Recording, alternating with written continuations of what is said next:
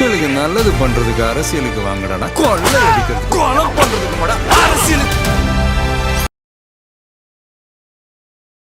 85% வாக்கா இருந்து சும்மா இல்லைங்க. கரூர்ல 91%.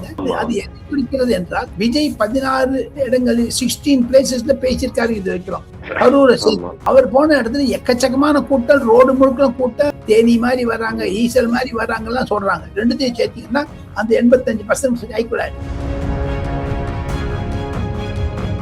அந்த எஸ்ஐஆர் மன்மோகன் சிங் எந்த மாதிரி பண்ணிருக்காங்க, எம்ஜிஆர் ஆளுக்கே பண்ணிருக்காங்க. இது 6வது மணி நடக்குதுங்க, புதுசு ஒண்ணும் இல்லைங்க. ஸோ அந்த எஸ்ஐஆர் போச்சுன்னா தமிழ்நாட்டிலே திமுக இது வரைக்கும் போலி வாக்காளர்கள், செத்துப்போன வாக்காளர்களை வைத்துக் கொண்டுதான் ஆட்சி புரிந்தார்களோ என்ற சந்தேகம் இப்பொழுது வருகிறது. இருப்பினும் அந்த ஓட்டு பர்சன்டேஜுக்கு அதிகமானதுக்கு காரணம் பெண்களுடைய வாக்குகள் அதிகமாக வந்தது.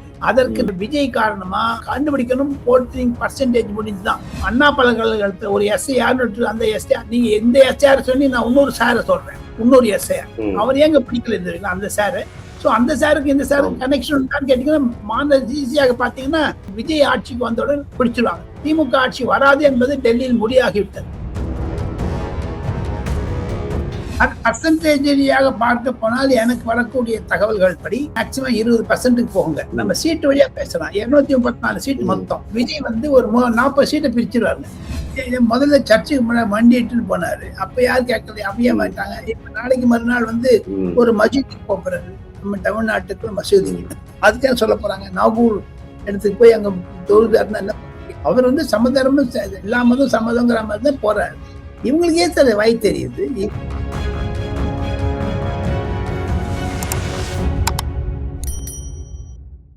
சார் வணக்கம். சார் வணக்கம் சார். தேர்தல் அந்த பரபரப்பு எல்லாமே இப்பதான் முடிஞ்சு நம்ம கிட்டத்தட்ட ஒரு 6 நாள் கிட்டதான் இருக்கு ரிசல்ட் வர்றதுக்கு.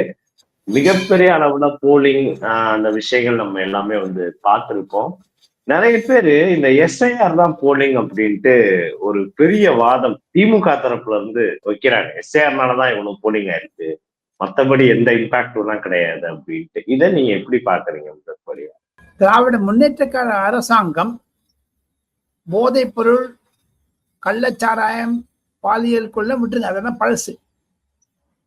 ஏற்கனவே பொதுமக்களிடையே, வாக்காளர்களிடையே தன்னுடைய நம்பிக்கையை இழந்து விட்டது பல மாதங்களுக்கு முன்னதாக. எஸ்ஐஆர் என்பது மேற்கு வங்காளம், பீகார் போன்ற மாநிலங்களில் அதனுடைய வீழ்ச்சி அதிகமாக இருந்து தமிழகத்தில் அவ்வளவா இல்லை. காரணம் என்ன என்று கேட்டால், மேற்கு வங்காளத்திலும் பீகாரிலும் பங்களாதேஷ், மயன்மார் என்று சொல்லக்கூடிய முன்னாள் பர்மாவிலிருந்து வந்தவர்கள் ஊடுருவலுக்காக தான் அதிகமாக சீட்டு கொடுத்து, அதிகமாக தேர்தல் வாக்குறுதி போலிங் கார்டு, ஓட்டர் கார்டு கொடுத்துட்டு, பேன் கார்டு கொடுத்து, ஆதார் கார்டு கொடுத்து குடிமுறை ஆக்கிட்டார்கள், சிட்டிசன் ஆஃப் இந்தியா ஆக்கிட்டாங்கிறது எடுக்கிறதுக்கு தான் அந்த ஸ்பெஷல் இன்டென்சிவ் ரிவிஷன் எஸ்ஐஆர். அந்த எஸ்ஐஆர் மன்மோகன் சிங் எந்த மாதிரி பண்ணியிருக்காங்க, எம்ஜிஆர் ஆளுக்கே பண்ணியிருக்காங்க, ஜெயலலிதாலையும் பண்ணிருக்காங்க, கருணாநிதி காலத்திலையும் பண்ணிருக்காங்க. இது 6வது மணி நடக்குதுங்க, புதுசு ஒண்ணும் இல்லைங்க. ஸோ அந்த எஸ்ஐஆர் போச்சுன்னா தமிழ்நாட்டிலே திமுக இது வரைக்கும் போலி வாக்காளர்கள், செத்துப்போன வாக்காளர்களை வைத்துக் கொண்டுதான் ஆட்சி புரிந்தார்களோ என்ற சந்தேகம் இப்பொழுது வருகிறது. இருப்பினும் அந்த ஓட்டு பர்சன்டேஜுக்கு அதிகமானதுக்கு காரணம் பெண்களுடைய வாக்குகள் அதிகமாக வந்தது. அதற்கு நரேந்திர மோடி காரணமா, இல்ல விஜய் காரணமா, அல்லது பெண்கள் வாக்காளர் அதிகமாக வந்தது திமுக மீது இருக்கக்கூடிய விரோதமா, எல்லாம் கண்டுபிடிக்கணும். போட்டிங் பர்சன்டேஜ் முடிஞ்சுதான்.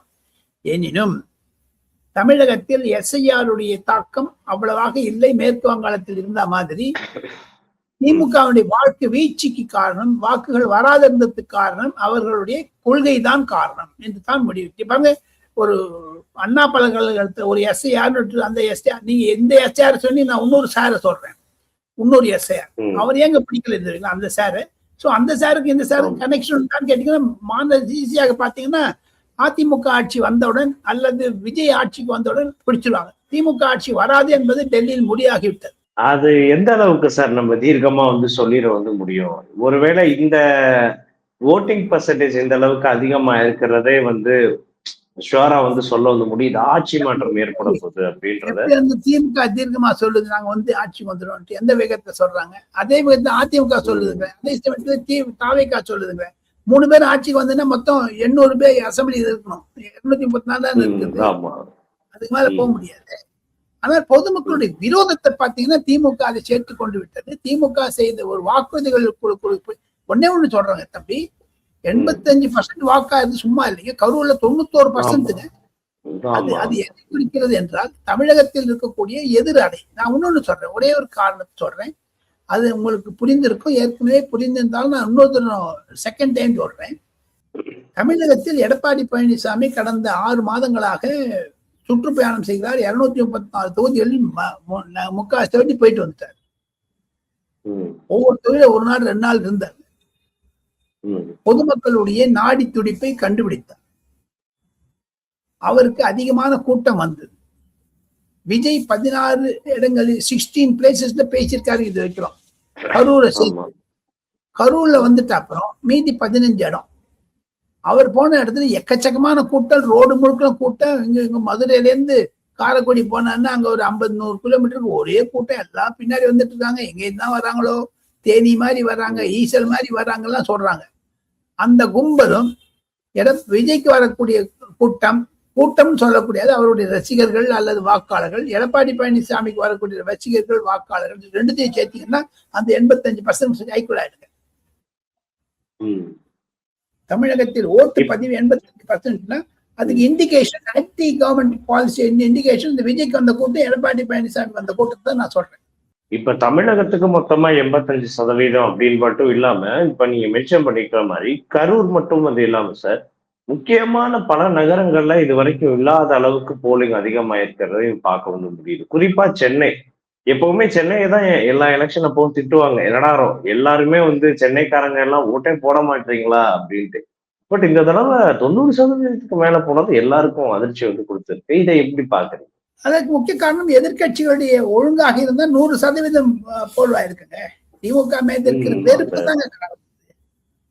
அது எடப்பாடி பழனிசாமி விஜய் ஒன்னா இருந்தாங்கன்னா திமுக இன்னைக்கோ ஊதி விட்டுருக்கலாங்க.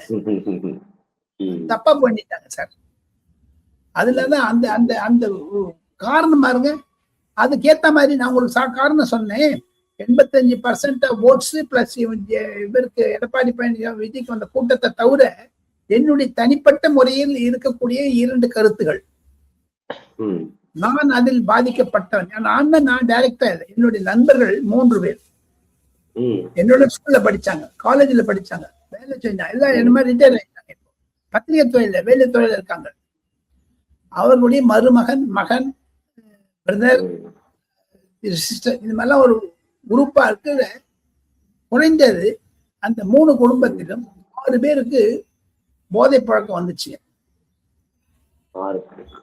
நான் வளர்ந்த தமிழ்நாட்டில் இப்படி போதையை உருவாக்கிய திராவிட முன்னேற்ற கழக அரசாங்கம் ஒழிய வேண்டும் என்று இந்த 3 பேரும் கங்கணம் கட்டினாங்க. அந்த மாதிரி எத்தனை பேர் இருப்பாங்க? முன்னாள் கவர்னர் RN ரவி என்ன சொன்னார் சட்டசபையில? 22,000 கொலைகள் நடந்திருக்கிறது 5 வருடத்தில்.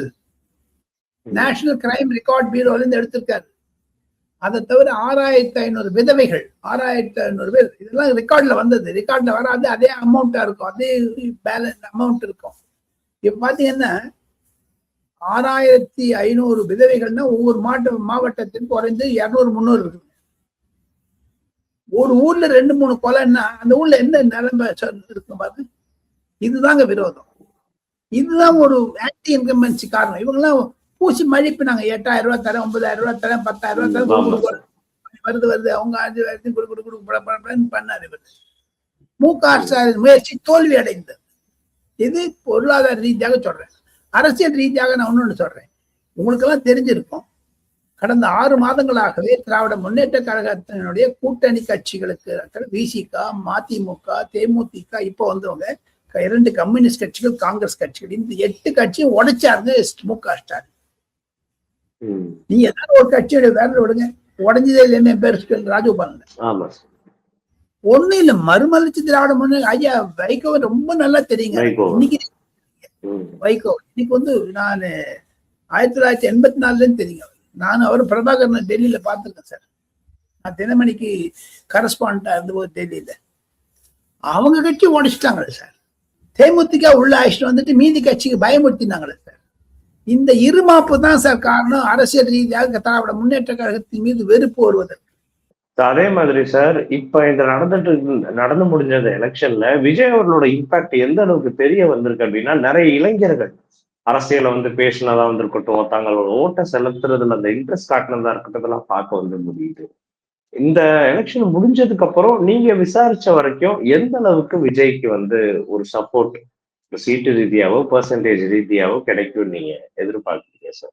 பர்சன்டேஜ் ரீதியாக பார்க்க போனால் எனக்கு வரக்கூடிய தகவல்கள் படி 15லேருந்து 18 மேக்சிமம் 20% போகுங்க.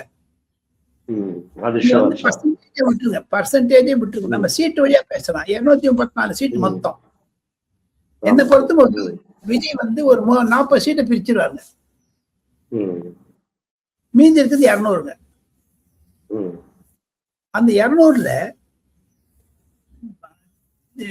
அதிமுகவுடைய அணி பாத்தீங்கன்னா நல்ல வாங்குங்க, நல்ல மெஜாரிட்டி வருங்க. திமுக அணின்னு பாத்தீங்கன்னா எல்லாமே சேர்த்துட்டு திமுக பிளஸ் 6 கூட்டணி கட்சிகளை சேர்த்து பாத்தீங்கன்னா 80க்கு மேல போவாது. அதிமுக அணியில அவங்களுக்கு ஈஸியா மெஜாரிட்டி கிடைச்சிருங்க. அப்படிதான் என் மனசுல படுது. Okay sir, super sir. Sir, இப்ப இன்னைக்கு காலையில வந்து பாத்தீங்கன்னா திருச்செந்தூர்ல வந்து விஜய் தரிசனம் எல்லாம் வந்து மேற்கொண்டாரு. இதை நிறைய பேர் திமுக பயங்கரமா எப்பவுமே வந்து பாஜக விமர்சிப்பாங்க இந்த மதம் ரீதியானது. பட் பாஜக மாதிரியே திமுக விமர்சனம் வந்து பண்றத விஜய் விமர்சனம் பண்றத பார்க்க வந்து முடியும். இதை எப்படி எடுத்துக்கிறீங்க? நீ ஏன் வந்து கோயிலுக்கெல்லாம் போற அப்படின்னு கேட்கறத?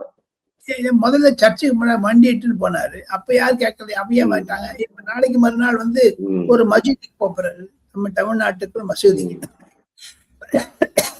அதுக்காக சொல்ல போறாங்க. நாகூர் இடத்துக்கு போய் அங்க தொழுதாருன்னா என்ன பண்ணுங்க? அவர் வந்து சமதர்மம் எல்லா மதம் சம்மதங்கிற மாதிரி தான் போறாரு. இவங்களுக்கே தெரிய வாய் தெரியுது. இவங்க சம்சாரம்னா நரிவாளம் இவர் போக கூடாதாங்க. ஆமா சார், யாகம் எல்லாம் பண்றதா பார்த்துக்கோ. யாகம் பண்றது அது மணி அடிக்கிறாங்களே இந்த அம்மாவே போட்டுட்டு சுக்லாம் பரதம் விஷ்ணு சங்கி வர்ணம் கொடுக்குறீங்கன்னு இந்த துர்கா ஸ்டாலின். அது வந்து அவங்க வீட்லயே ஒரு இந்துத்துவம் வந்துருச்சு. திமுகவுக்கு எதிர் வந்துட்டாங்க.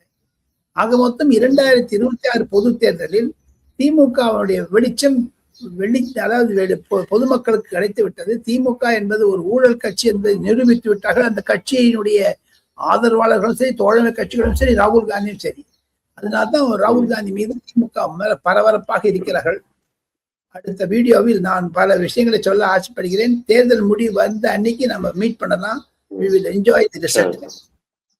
மக்கள் தீர்ப்பு வந்தாலும் சரி, நம்மளுடைய தொலைக்காட்சிகளை நேர நாளா நான் என்னை வரவேற்று கௌரவப்படுத்தினீர்கள். அதற்கு நன்றி. நன்றி, ரொம்ப நன்றி சார். மீண்டும் இதே மாதிரியான ஒரு வீடியோ.